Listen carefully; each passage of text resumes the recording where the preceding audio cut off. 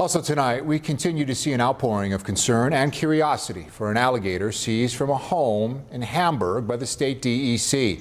Tomorrow will mark 1 week since agents removed Albert from Tony Cavallero's care. More than 115,000 people have now signed a petition to try and bring the alligator back home. But this case sparking a larger conversation about owning exotic animals. And that's why today I connected with a wildlife expert from Florida who's offering a new perspective on Albert's situation.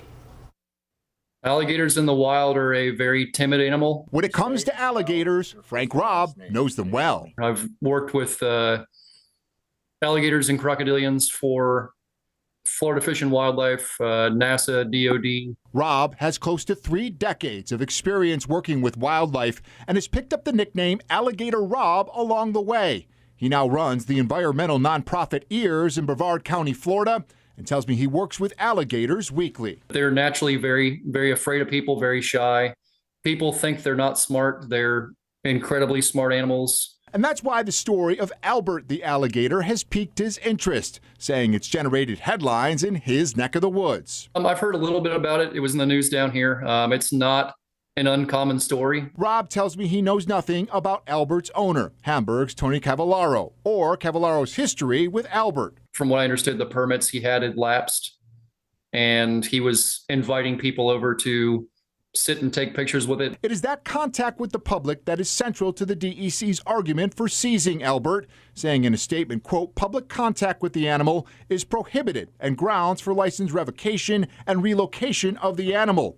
I spoke with Cavallaro on Monday, and he showed me videos of children walking near and petting the alligator in his Hamburg home. Yes, I broke the law, sue me. I didn't do nothing. I really didn't mean, I would never endanger nobody's welfare, ever in my whole, that's the last thing I would do. Everybody has their comfort level. That would not be my personal comfort level. Could you ever really be certain that this animal does not pose a danger? It's hard to say. I don't know that animal. I don't know how he kept it. I don't know the situation generally. It's not something I would feel comfortable doing. And why?